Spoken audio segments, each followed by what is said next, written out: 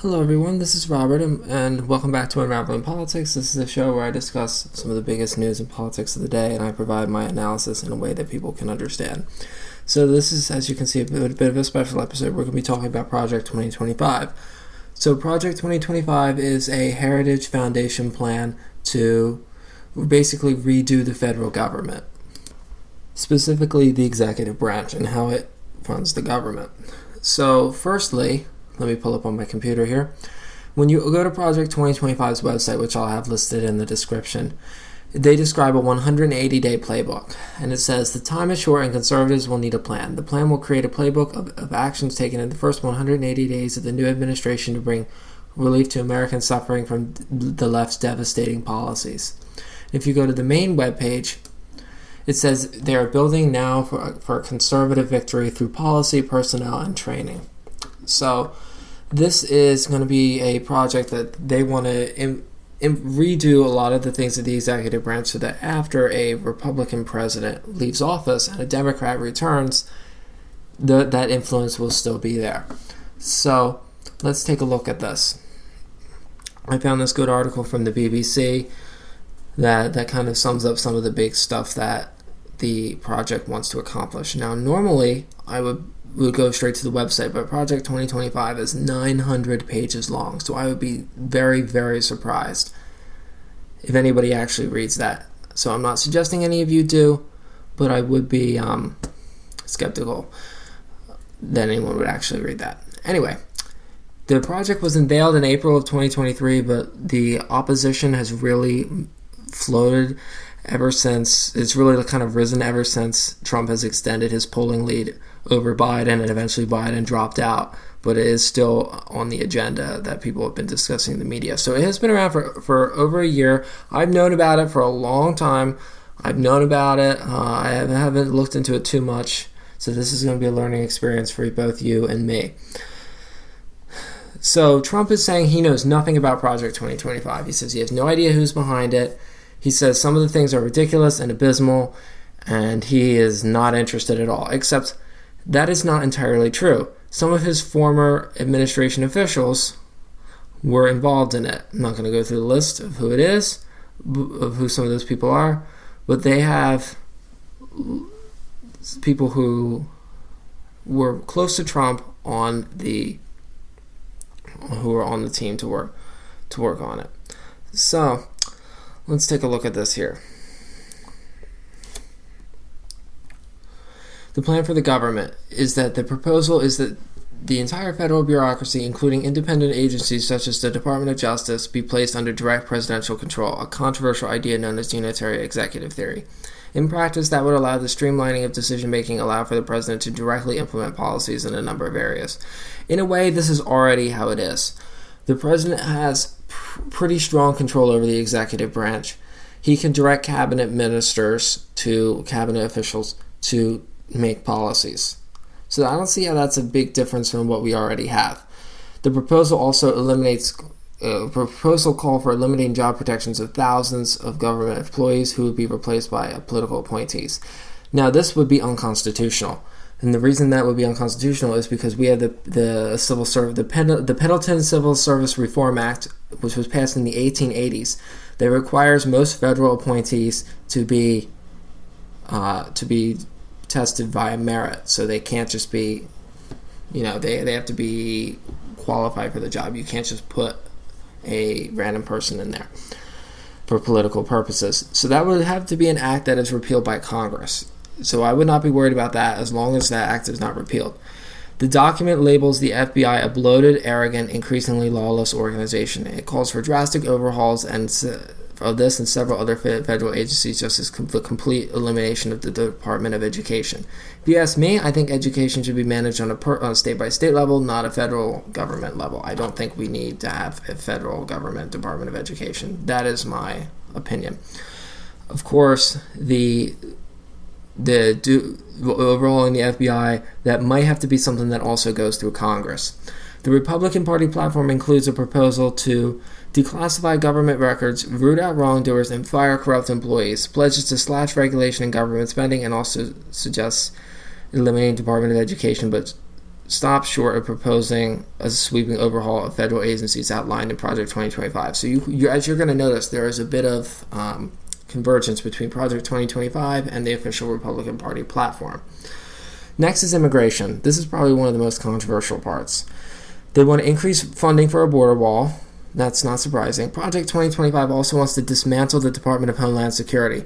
Now, that would not entirely be crazy, because dismantling the Department of Homeland Security is not, in fact, a terrible idea. We didn't have one up until 2003, or 2002 or 2003. It was created in the aftermath of 9/11. So, if you ask me, we don't really need a Department of Homeland Security. They want to combine it with other immigration enforcement units and other agencies, creating a much more powerful border policing operation. Other proposals include eliminating visa categories for crimes and for human trafficking victims, increasing fees on immigrants, and allowing fast-track applications for migrants who pay a premium. So, I might support that. Of course, we might not want to do that for human trafficking. And what we really need is we need more judges at the border. We can't. It would be very unfair to just require people to pay more. We would have to increase the amount of judges because the wait list is very, very long. And of course, not all things are in the Republican platform, but Trump has said he wants to implement the largest mass deportation effort in American history. Next is climate. Not surprisingly, Project 2025 wants to completely abolish climate funding. They want to stop the war on oil and natural gas, as they say here, and the carbon reduction goals would be replaced by efforts to increase energy production and energy security. If you ask me, the best way to do it would be to do a dual approach, where you invest in green energy, because that has to be done eventually, but you also continue to pour money into fossil fuel investments, such as building more refineries, doing more drilling, because that is what's going to be needed for the foreseeable future. So the economic advisors are also suggesting that the Trump administration would slash corporate and income taxes, abolish the Federal Reserve, and even consider a return to gold-backed currency. Now, slashing corporate income taxes, that has to be done by Congress. Abolishing the Federal Reserve also has to be done by Congress. And returning to a gold-backed currency must be done by Congress. All this stuff cannot be done just by the executive branch. And if they try to do that without the act of Congress, it would immediately be challenged in the court, and it would be tossed out. Abortion and the families, this is probably also controversial, yet Project 2025 does not call for a nationwide abortion ban. It proposes withdrawing the abortion pill mifepristone from the market and using a little enforced laws from the 1800s that I talked about earlier to stop the drug from being sent through the mail. It says that this is going to be very controversial. The document suggests the Department of Health and Human Services should maintain a biblically based, social science reinforced definition of marriage and the family. Of course, this would also be unconstitutional because the Supreme Court has clearly ruled in Obergefell v. Hodges that in 2015 that marriage is open. States cannot limit marriage to just to a man and a woman, and I assume that would also apply to Health and Human Services. On the other issue, at least, on this issue at least, the document differs fairly substantially from the Republican platform, which only mentions abortion once.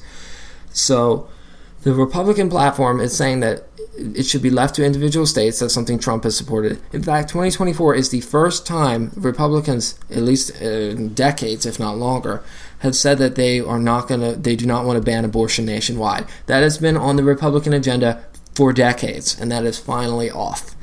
It adds access to prenatal care, birth control, and in vitro fertilization should be protected. That is on the Republican platform, not in Project 2025, so that is a bit of a difference. Next is tech and education. Under the proposals, pornography would be banned. Tech and telecom companies that allow access would be shut down once again.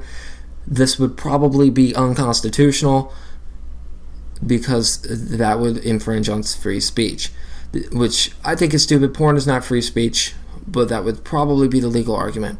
The document calls for school choice and parental control over schools and take aim at what it calls woke propaganda. So here's the here's the conflicting problem.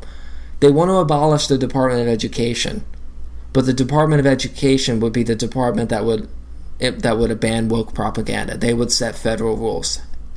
But if there's no Department of Education and it's up to the states, then they're not going to be able to do this unless they're going to pass an act of Congress, which probably won't happen. So, parental control over schools, once again, that would have to be a state issue. And then removing things such as long list of terms like sexual orientation, equality, gender equality, abortion, and reproductive rights from all federal laws and regulations. The administration could remove it from federal regulations, but it cannot remove it from federal laws. Laws are passed by Congress, and I'm going to keep saying that because that is how it works. The executive branch executes it. It fulfills the law. It enforces the law. The Congress legislates. That is their job. The executive branch is not a legislative branch. And then it says Project 2025 aims to end diversity, equity, and inclusion programs in schools and in government departments, is what it calls a crackdown on woke ideology. As I already mentioned, they're going to have no control over schools. And then government departments, yes, they could do that. They could do that for government departments, assuming there are no conflicting laws. And then, of course, these proposals, as they say, are widely in the Republican platform, which wants to support school's choice, abolishing Department of Education and parental control over education, and criticize what the party calls inappropriate political indoctrination of our children. So this is what I'll inject this in here. Trump wants to do the direct election of principals. Now, that might not be a bad idea, direct election of principals. Of course, it can't just be any random, like me in college, I can't be able to just run for school principal. What they could do is the school board could pick a candidate, and then the public could vote yes or no. They vote yes, they become principal. They vote no, then the school board's got to pick somebody else. That could be an interesting idea. That's not in Project 2025, but that's something that Trump has come up with and I've expanded on. So then it says here at the end, the plan's future, it's backed by $22 million, a budget that includes strategies for implementing policies immediately after the presidential inauguration in January of next year. And of course, the Heritage Foundation is creating a database of conservative loyalists to fill government positions and program to train these new workers. Once again, this would not be constitutional. I don't know how on earth this would ever get passed. And of course, at the bottom, many of these proposals would face immediate legal challenges from Trump's opponents if implemented. Yes, yes, yes, yes. It would face immediate challenges, and there's basically no way this would ever happen. This stuff would have to be done with an act of Congress, as I've already said multiple times, and hopefully I'm drilling it into you. So, what are the takeaways from this? Well, the first takeaway I would pull from this is, why now? Why are they doing a Project 2025? Why wasn't there a Project 2021, or a Project 2017, or a Project 2013, or a Project 2009, or you go all the way back? Why are they doing it now? You could say, all right, it's because of Trump. Trump wants to be a dictator. I disagree with that. I mean, there's evidence for that, but I disagree with it. Still, why wasn't there a Project 2017? Or why wasn't there a Project 2021? I'll tell you this, the calls that Trump is going to be a dictator is getting very exhausting. I've been hearing that for 9 years now. And I think the American people are starting to get a little bit, numb to it. Because it's the same thing over and over again. His 4 years were not a dictatorship. One good sign that we don't live in a fascist dictatorship is if we can say in public that we live in a fascist dictatorship. It's good, because if somebody in Nazi Germany said on the street, we live in a fascist dictatorship, they would get arrested and we would never hear or see from them ever again. We'd never see them ever again. And that's why when people call Biden a dictator, I was very, very confused. Because one, the fact that you can even say he's a dictator is a good sign that it's not a dictatorship. And number two, he can either be sleepy, creepy old Joe Biden, or he can be an evil dictator that wants to take over the world. He can't be both. He can't be sleepy, creepy, or I guess he could be creepy, but he can't be sleepy and wanting to take over the world. If you ask me, the first one is what makes the most sense. Anyway, before I get on a rant, the big issue with Project 2025 is Trump would need a court system, which is behind him, and the Supreme Court, yes, is behind him. But I think even Alito and maybe Alito and Thomas are crazy enough to support some of these things. They probably are. But I don't even know if John Roberts or Neil Gorsuch are crazy enough to support this stuff. Maybe not even Brett Kavanaugh or Amy Coney Barrett. I mean, the left loves to dump on them, but I wouldn't be so quick to think that they're gonna throw their weight behind this. And of course, the 3 liberal justices won't ever touch the Project 2025. They're not gonna want. They don't want anything to do with it. They would not like to see that be implemented. So, where does that leave us from here on out? I would be very skeptical this plan would ever be implemented. There are some things they could do. They really can't. And here's the thing. Here's a good case study. In 2010, the Don't Ask, Don't Tell bill was repealed. Don't Ask, Don't Tell was put in place in the 1990s under Bill Clinton. It was a compromise to allow gay people to serve in the military. It was basically, if you're gay, you won't be asked if you're gay, but you're also not allowed to tell somebody you're gay. It would be unconstitutional today, of course, but that was the rule of the time. You don't ask, and you don't ask, but you don't tell anybody. So you could be gay and you'd be able to serve in the military if you're quiet about it. That was repealed in 2010. That was an act of Congress. It was repealed by Congress, which was controlled by Democrats, and it was signed by President Obama.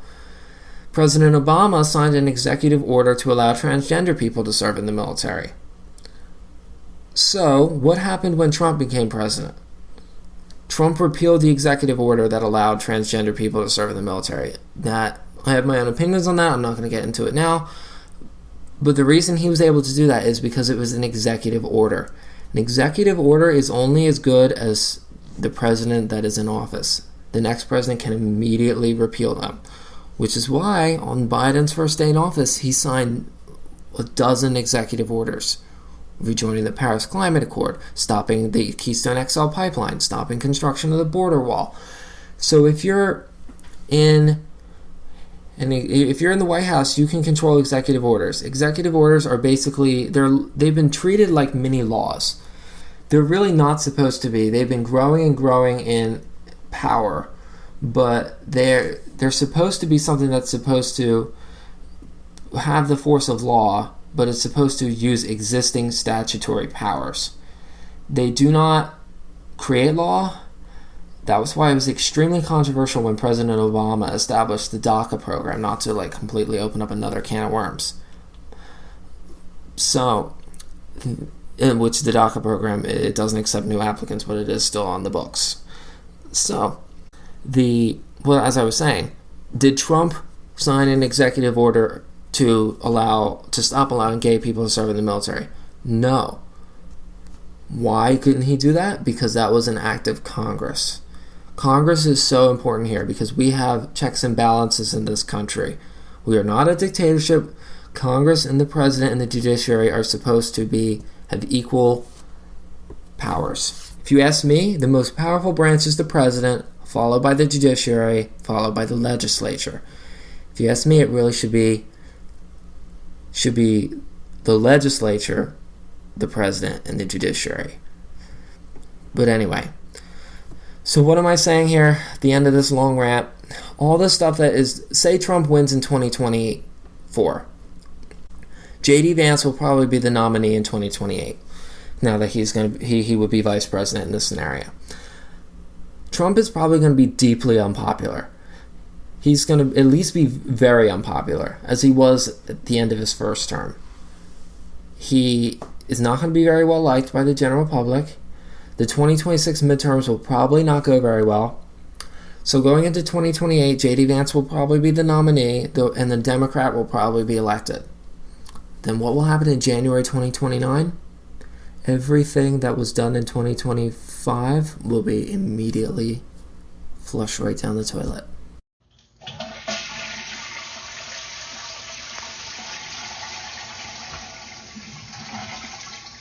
Some of the stuff is going to be longer lasting. It's going to be harder to get rid of the civil servants that are in the government they appoint, which, to be honest, is not going to happen because we have a law that prevents that. But all that stuff can be immediately undone. So if the conservatives were truly, truly smart, they would be focusing on getting a Republican Congress with a large Republican majority to implement the laws. They have the ability to do that. They could pick up many Senate seats in order to make this happen. They could pick up a Senate seat in Montana. They're going to get one in West Virginia. They could pick one up in Arizona, although that's pretty unlikely. Arizona, Nevada, Pennsylvania, Wisconsin, Michigan, and yeah, so that would be 7 Senate seats. They could get up to 56. That wouldn't be enough to break a filibuster, but if they get 56, they could abolish the filibuster, and then they could make that happen. So anyway, that's why if I was on the left, even if Trump wins, I wouldn't be too worried about Project 2025. Even if you disagree with everything it says, the idea of it being implemented is going to be very, very, very hard. And I'm not just saying that because I do agree with some of the things on Project 2025's list, not all of them. I'm just saying I wouldn't be too worried about it for the reasons I outlined, which would be Congress approval is needed and legal challenges as well as political pressures. It would be very, very hard for them to push that through without a lot of public backlash. So where does that leave us going forward? Well, Project 2025 is probably going to be continued to be used as a boogeyman for the foreseeable future. But I wouldn't be entirely worried about it for the reasons I outlined. Will it dramatically change the election? No. Should the Heritage Foundation, which is a right-wing think tank, come up with this? No. And let me because it's only going to cause more problems for them. Let me throw this thing in there, one more thing in there. Republicans are extremely bad. This will sound contradictory. Not only are they disunited, they are extremely bad at using the power that they have with them. And I know that sounds contradictory. You could say, well, wait a second, you just said they don't have a lot of power. Republicans do. When they have complete control of the federal government, like they did for 2 years between 2017 and 2019, they can do things. For example, when they passed 2 federal budgets, they could have repealed Planned Parenthood. They could have defunded Planned Parenthood, but they didn't. They just didn't have the will. They could have defunded Planned Parenthood, and they didn't. So what am I saying? Before I get on another rant, because this episode could be an hour long, and I don't want it to be that way. What I'm saying is Republicans have a long history of not using the power they have with them.